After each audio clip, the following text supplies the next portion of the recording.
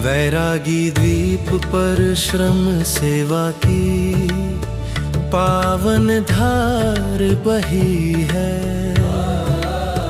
माता जी की जन्मशती माँ गंगे पुकार रही है। गुरु सत्ता की छाया में हम मिलकर संग चले हैं। साधक सेवा मार्ग बढ़े उर्मे शुभ दीप जले हैं। मैं तैयार तो नहीं थी, मेरी तबीयत खराब था, बट आई थॉट कि चले जाना चाहिए क्योंकि दीदी ने एक शब्द बोला कि आपके बच्चे का प्रचार प्रसार हो जाएगा। मैं बोली नहीं, मेरे बच्चे का प्रचार प्रसार नहीं करना है मुझे। ऑलरेडी मैं इतना सेशन लेती हूँ इंटरनेशनली नेशनली, जानते हैं मेरे बच्चे। मुझे लोगों तक पहुँचना है, लोगों को बताना है कि हम क्या कर सकते हैं, हमारे पास कितनी क्षमता है, हमारे पास कितना पोटेंशियल है जिसको हम वेस्ट कर देते हैं। अधिकतर मैं लोगों को देखती हूँ, अगर हम मतलब महिलाओं की बात करें, या तो टीवी सीरियल देखती रहती है, मतलब दोपहर हुआ तो टीवी सीरियल चालू हो गया है ना, रात हुआ टीवी सीरियल चालू हो गया, टीवी नहीं देख रहे तो मोबाइल चालू हो गया, तो हम इसमें अपना टाइम वेस्ट करते हैं। कितने लोग इससे सहमत होते हैं? आप क्या क्या करती है अगर खाली टाइम रहती है तो क्या करती हैं आप? कोई है जो यहाँ बुक पढ़ते हैं खाली टाइम में कि 10 मिनट मिल गया चलो बुक खोले? नहीं करते ना। तो इसी के ऊपर मैं बात करना चाहती हूँ। मेरा बच्चे का प्रसार नहीं करना, मुझे लोगों को जागरूक करना है, मुझे लोगों तक पहुँचना है, मुझे लोगों को बताना है कि आपके अंदर कितनी क्षमता है, हम कैसे बच्चे बना सकते हैं, है ना। मेरा एक प्रश्न है आप सभी से कि मेरे पास कोई आया, मुझे 500 दे दो, तो कौन सी शर्तों में मैं दूंगी? क्या मेरे पास पैसा रहेगा तब दूंगी, या मेरे पास पैसा नहीं रहेगा तब दूंगी? यस, एग्जैक्टली, पैसा रहेगा तभी मैं दूंगी। सेम होता है अगर मेरे को कोई बोल रहा है कि मुझे सम्मान चाहिए, मुझे प्यार चाहिए, जब मेरे पास ही नहीं रहेगा तो मैं दूसरे को दे पाऊंगी क्या? नहीं ना। जब मैं खुद अपने आप से प्यार नहीं करती, मैं खुद अपने का सम्मान नहीं करती अपने आप का, तो मैं दूसरे को दे पाऊंगी? पॉसिबल ही नहीं है। तो सबसे पहले अपने आप को प्यार करो, अपने आप को सम्मान करो। ये कैसे होगा? जब हम अध्यात्म से जुड़ते हैं, अध्यात्म, ठीक है, जब हम अध्यात्म से जुड़ते हैं तभी हम अपने आप को, अपने शरीर को, अपने आत्मा को वैल्यू देते हैं, उसका सम्मान करते हैं, उसको प्यार करते हैं, तभी हम दूसरे को दे पाते हैं। ठीक है, तो अभी हम थोड़ा सा एक लाइन है वो मेरे साथ गुनगुनाइएगा कि हम अपने मंगल की कामना करें, दूसरों की मंगल की कामना करें। आप मेरे साथ बोलिएगा, मेरा मंगल, मेरा मंगल, मेरा मंगल होए रे, मेरा मंगल, मेरा मंगल होए रे, तेरा मंगल, तेरा मंगल, तेरा मंगल होए रे,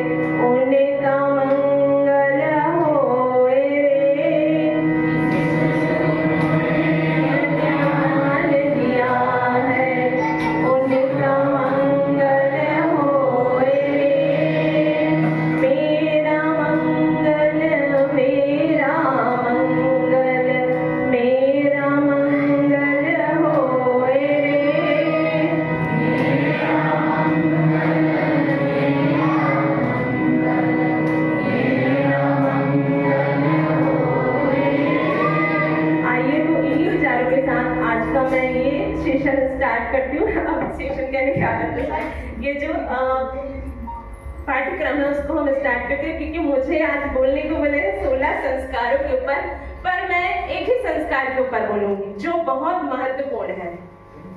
वो कौन सी है? अब मेरा दूसरा प्रश्न है आप लोगों को, हमें 84 लाख योनियों में मनुष्य योनि दी गई है, तो कितने लोग हैं जो इसका उद्देश्य जानते हैं? कितने लोगों को समझ है कि मनुष्य योनि दी क्यों गई है? कितने लोगों को पता है? अब हाथ पर कर सकते हैं, कितने लोगों को पता है कि क्यों दिया गया है? अब मैं मतलब ये प्रश्न से पहले एक और प्रश्न पूछती हूँ, कितने लोग यहाँ क्यों आए हैं? आप लोग क्यों आए हैं? कोई उद्देश्य लेकर आए हैं? कुछ सीखना है या सिर्फ नहीं कि गायत्री दीदी ने बुलाया इसलिए आ गए? नहीं तो घूम के आते हैं, चलो क्या हो रहा है ये देखने आ गए। कुछ उद्देश्य से आए, कुछ सीखना है, कुछ देखना है, इसके लिए आए कि बस ऐसे ही आ गए? कुछ उद्देश्य है कि नहीं? है ना? वैसे ही हमारे यहाँ मनुष्य होने का एक उद्देश्य है। कितने लोगों को पता है? पता है ना सबको? यहाँ मनुष्य होने का उद्देश्य एक ही है कि हम इस जीवन से आगे, जो बोलते हैं ना कि मोक्ष की प्राप्ति, वो कैसे होगी? धीरे धीरे स्टेप बाय स्टेप है, वहां तक पहुंचे। हमें बहुत सारी योनि दिया जाता है, कछुए की, शेर की, ये वो सब जानवर, दुनिया भर का हमको योनि दिया जाता है। लास्ट में जो आती है ना, वो मनुष्य योनि है कि इस जीवन को सुधार के अब तो मोक्ष के ऊपर, मोक्ष में जाओ। तो हम इसमें ही फंस जाते हैं, यही योनि में आके हम फंस जाते हैं, फिर दोबारा 84 लाख में फिर घूमते ही रहते हैं। तो ये मनुष्य की योनि कहाँ से स्टार्ट होती है और इसको कैसे संस्कारित किया जाता है? चलो मुझे पता चल गया, तो ये मेरी रिस्पॉन्सिबिलिटी है कि मैं आप सभी को बताऊं, मैं अपने बच्चे को बताऊं। मेरी एक ही अभी मतलब मैं एक चीज लेके चल रही हूँ कि मुझे पता नहीं कौन किसको सुधारना है, किसको नहीं करना, मुझे नहीं पता। मुझे एक चीज को सुधारना है, वो है मेरे बच्चे। मेरे बच्चे के ऊपर मैं काम कर रही हूँ, मैं उसी को सुधारने के लिए सारा चीज कर रही हूँ। अब यहाँ पे क्वेश्चन, मुझे 16 संस्कारों के ऊपर बोलने को बोला गया है, तो मैं थोड़ा सा इसको अपने टॉक में लेते हुए मैं बताती हूँ। सभी को पता है 16 संस्कार क्या है, बहुत सारे लोगों को नहीं पता, तो मैं बता देती हूँ। गर्भधारण संस्कार से मृत्यु तक जितने भी संस्कार होते हैं हमारी भारतीय संस्कृति में, चाहे वो कर्ण छेदन हो, चाहे नामकरण संस्कार हो, जातकर्म संस्कार हो, चाहे वो विद्या आरंभ संस्कार हो, मुंडन संस्कार हो, सारे एक संस्कार है। विवाह भी उसमें एक 16 संस्कारों में एक आता है, और लास्ट में आती है हमारी मृत्यु, वो भी एक संस्कार है। हमें नहीं पता, हम तो इतना डरते हैं ना, मृत्यु मतलब कांपना चालू हो जाता है। किसी का हम गाड़ी से जा रहे हैं, कार एक्सीडेंट हो गया, हाय हम बच गए, है ना? हम इतना मतलब अपने आप को सौभाग्य समझते हैं, हम बच गए, लेकिन वो संस्कार है। मृत्यु भी एक संस्कार में आता है। कितने लोग को ये मतलब पता है कि गर्भधान संस्कार होता था, या कितने लोगों ने किया भी है? कितने लोगों ने किया है गर्भधान संस्कार पूजा? बहुत सारे लोगों को पता ही नहीं। इवन मतलब मुझे भी नहीं पता था कि गर्भधान संस्कार भी कोई होता है। गर्भ से मतलब बच्चा पैदा करने से पहले हम उसको संस्कारित कर सकते हैं। माता पिता को कैसे हम संस्कार उसमें डालकर उस बच्चे का रोपण कर सकते हैं। अब बच्चे का सबसे बड़ा जो मतलब जैसे हम बोलते हैं ना कि हाइब्रिड बीज है, उपचारित बीज है, वो क्या है? एक संस्कार दिया गया उसको, इसलिए वो हाइब्रिड या संस्कारित बीज कहलाता है। वैसे ही गर्भ में जो वो बीज आता है उसमें संस्कार, उसका उच्चारण करके अगर हम रोपण करते हैं तो वही बच्चा आगे चलकर हमारे देश का, हमारे समाज का, हमारे राष्ट्र का, हमारे परिवार का नाम रोशन करता है। तो मैं यहाँ पे आप सभी को सिर्फ अभी गर्भ संस्कार के बारे में बताऊं। गर्भ संस्कार लोगों ने ये समझ रखा है कि गर्भ संस्कार मतलब पूजा पाठ करो, यही करो, ये सब संस्कार है। ये एक कर्मकांड का पार्ट है। संस्कार और कर्मकांड में थोड़ा सा अंतर है, मतलब मुझे जहाँ तक लगता है कि थोड़ा सा अंतर है। आप लोग में से कितने लोग हैं जो अगर आपके बच्चे 5 से 10 साल के, 12 साल के हैं, तो आप अपने घर में अपने बच्चों के साथ कितने मिनट आप बैठते हैं? कितने मिनट बैठते हैं? क्या आप अपने बच्चों के साथ बैठते हैं कभी? 10 मिनट, 15 मिनट, 20 मिनट कभी बैठते हैं? ये सिर्फ मम्मियों के लिए नहीं है, पापाओं के लिए है ना? स्पेशली पापा जो हाँ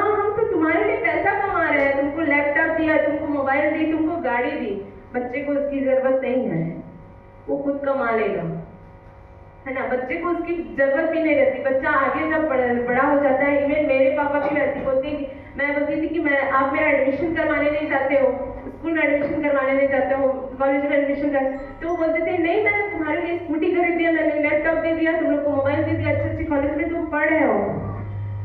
जब मैं रियलाइज करती हूँ क्या मुझे इसकी जरूरत थी, मुझे तो वो यादें चाहिए थी जो आप मेरे साथ चाहते थे, आप मेरा एडमिशन कराते, जब मैं दूसरे के लोगों को देखती, वो सारी चीजें एक बच्चा मिस करता है।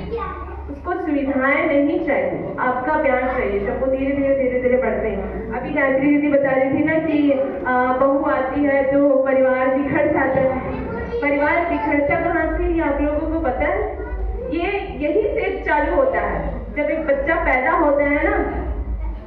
अगर बच्चे दो हैं, अधिकतर आपने देखा होगा कि सास ससुर या जो भी है छोटे बच्चे के साथ रहते हैं अधिकतर परिवारों में। हम अगर अपने आसपास भी देखो कि वो अधिकतर माँ बाप छोटे बच्चे के पास रहते हैं, छोटे वाले के पास रहते हैं ना। क्यों? कभी सोचा है, कभी मन में आया कि अधिकतर माँ बाप बड़े बच्चे के पास क्यों नहीं रहते, छोटे बच्चे के पास क्यों रहते हैं, छोटे बहू बेटे के पास रहते हैं? कभी सोचा? मन में कभी आया? नहीं आया। क्यों? जब एक माँ गर्भवती रहती है ना, तो जब वो बड़ा बच्चा पैदा होता है तो माँ डरी, सहमी, नर्वस, वो वैसे रहती है। वो उस समय वो संस्कार जो है ना, मन में डर कि मेरा बच्चा गिर ना जाए, मेरा बच्चा ये हो जाए, मेरा बच्चा वो, तो वो जो संस्कार है ना, वो डर, वो नर्वसनेस, वो सारी चीजें वो बड़े बच्चे में आती है। वो बड़ा बच्चा जो है वो रिस्पॉन्सिबल, जिम्मेदार होता है। अधिकतर घर में देखना, चाहे आपके बड़े बच्चे हो या आपके मतलब आप बहुत बड़े बड़े लोग बैठे हैं यहाँ पे, तो जिनके यहाँ शादी हो गई है, बेटे बहू है, उनके यहाँ देखा वो रिस्पॉन्सिबल होते हैं, जिम्मेदार होते हैं, समझते हैं और चुप भी रहते हैं। छोटा बच्चा आता है, माँ एकदम कॉन्फिडेंट, मेरे तो एक बच्चा हो गया, मैं इधर भी जाऊँ, इसको भी खाऊं, उसको भी खाऊं, एकदम सुपर डुपर कॉन्फिडेंट है। छोटा बच्चा उतना ही वैसी, मतलब उसको कोई बोले नहीं मैं तो कॉन्फिडेंट हूँ, वो इतना कॉन्फिडेंट रहता है, वो बड़े बच्चे को दबाता नहीं है। मार पिटाई हुआ तो सीधा मम्मी ये मेरे को मार रहा है, ये मेरे को मार रही है, तो वो मम्मी बोलती हाँ ये छोटा है, इसको क्यों मार रहा है तू, छोटा है, तुम्हारा भाई है, बहन, इसको प्यार कर लेगा। बड़ा बच्चा हाँ ये मेरी रिस्पॉन्सिबिलिटी है, अब वो रिस्पॉन्सिबल बन गया, उसको समझदार करके उसको वही, अब वो नहीं बोलता, गलती होती तो भी बताया हाँ मेरी गलती है, ठीक है। धीरे धीरे शादी हो गई, बेटे बहू आ गए दोनों। अब घर में कुछ खटपट हो गई, बड़े बच्चे की जिम्मेदारी बड़े बच्चे ने किया। अब यहाँ से तनाव चालू होता है, बड़ा बच्चा अलग हो जाता है, छोटे लोग अलग हो जाते हैं, माँ बाप किसके पास जाते हैं, छोटे बच्चे के पास। ये फाइट फ्लाइट फ्रीज हमारे जो हम लोग सेशन लेते हैं उसको बताया जाता है, पूरा फाइट फ्लाइट फ्रीज। मनुष्य 3 स्टेज में जाता है जब हम साइंस की भाषा में बोलते हैं तो वो क्यों चला जाता है, क्योंकि इस वजह से। अब यहाँ पे बहुत बड़ी चीज होती है, मैंने अम्बे तुम्हे जगदम्बे गाने में हमेशा हम लोग सत्य भारती गाते हैं हमारे घर में, तो मैं पूत कपूत सुने पर माता सुनी कुमाता, लेकिन आज है कुमाता, मैं देखी हूँ कुमाताएं हैं, है ना। ये हमारी रिस्पॉन्सिबिलिटी है कि हम अपने बच्चों में भेदभाव ना करें, हम अपने बच्चे को सब ये नहीं कि तुम ये करो तुम वो करो। अधिकतर यहाँ से फैमिली टूटती है, यहाँ से परिवार टूटते हैं, माता पिता जो है भेदभाव करना चालू करते हैं। ये सारी चीजें एक जो जड़ है वो कहाँ से आया है, वो आया है गर्भ संस्कार से। वो छोटे बच्चे के मन में धीरे धीरे वो सारी चीजें आई, वहां से ये चालू हुआ है। अब गर्भ संस्कार की अगर हम बात करें तो लोगों को लगता है कि बस 9 महीने हैं तो मेरे को आराम करना है, मुझे कुछ नहीं करना है, मुझे ये सारी चीजें डॉक्टर ने दे दिया, मुझे आयरन चाहिए, कैल्शियम चाहिए, यही सब खाना है, ये सोचते हैं। बट संस्कार का मतलब बहुत ही अलग है। आप कैसा बच्चा चाहते हैं, कैसे कैसे क्वालिटीज चाहते हैं आपके बच्चे के अंदर, वो आप गर्भ में ही ला सकते हैं। क्योंकि साइंस भी ये मानती है कि 80% डेवलपमेंट बच्चे का वो गर्भ में ही हो जाता है। बहुत सारे लोगों को पता ही नहीं रहता, बोलते हैं कि अरे अभी तो बच्चा पैदा नहीं हुआ, इसके लिए क्या कर रहे हो, बच्चा तो अभी बड़ा ही नहीं हुआ, इसके लिए क्या कर रहे हो। जब आप बोलते हैं कि बच्चा छोटा है, कुछ नहीं देख रहा है, कुछ नहीं सुन रहा है, कुछ नहीं कर रहा है, बच्चा सब चीज देख रहा है। जैसे स्पंज होता है ना जो पानी सोख लेता है, वैसे ही बच्चे आपके सारे बिहेवियर, आपके जितने भी चीजें हैं, हर एक चीज को ऑब्जर्व करता रहता है, हर एक चीज को ऑब्जर्व करता है। कितने साल तक किसी को पता है? बच्चे कितने साल तक ये सीखता है सारी चीजें, आपके हर एक बिहेवियर। आपने पेज भी ऐसे पलटाया ना, उसको पता है कि ऐसे पलटाया, वो कैसे सीखा, वो कितने साल तक सीखता है, किसी को पता है? 0 से 7, अगर मैं मानूं तो 0 से 7 साल। अगर हम साइंस की भाषा में बोलते हैं, इसको सबकॉन्शियस माइंड का डेवलपमेंट होता है, ठीक है। इसको हम बोलते हैं सबकॉन्शियस माइंड का डेवलपमेंट होना। ये कैसे होता है? एक बच्चा जब गर्भ में तो आपने संस्कार किया, दूसरा जब बच्चा आया उसके बाद उसके आसपास जो जो चीजें होती है उसको वो धीरे धीरे ऑब्जर्व करता रहता है। क्या करना है, क्या नहीं करना है, कैसे करते हैं मेरे मम्मी पापा, कैसे बात करते हैं मेरे दादा दादी, कैसे करते हैं, टीवी देख रहे हैं, मोबाइल देख रहे हैं, क्या कर रहे हैं, हर एक चीज आपका, हर एक चीज को वो ऑब्जर्व करता रहता है। धीरे धीरे वो अपनी लाइफ स्टाइल बना लेते हैं। अधिकतर मेरे पास अधिकतर पेरेंट्स का ये कंप्लेंट रहता है कि मेरा बच्चा जो है ना, वो किसी भी चीज को देखता है जबरदस्ती रोना चालू कर देता है, कुछ भी नहीं करता है, एक जगह बैठता नहीं है, टिक के नहीं बैठता। ये आपने ही सिखाया है। ये आप जो एक्शन करते हैं ना, जो करते हैं, वो सारी चीजें आपको अपने बच्चे को सिखा रहे हो, इनडायरेक्टली आप सिखाते हो, चाहे वो बोलने का हो, चाहे पढ़ने का हो, चाहे कुछ भी करने का हो। मैं अगर आपको बोलूं, मेरा बच्चा अभी आपने देखा ना, वो 3.5 साल का होने वाला है। वो 2 घंटा राम कथा ऐसी सुन लेता है, ऑडियो में, देखता नहीं है, ऑडियो में मैं बॉक्स में लगा देती हूँ, अपना काम करते रहती हूँ, वो सुन लेता है। मैंने उसको जबरदस्ती कभी नहीं किया, वो चुपचाप बैठ के सुनता रहता है। यहाँ मम्मियाँ कंप्लेन करती कि हमारा बच्चा 5 मिनट नहीं बैठता है ना, 5 मिनट नहीं बैठता है। ये कंप्लेन मैंने बहुत सारे लोगों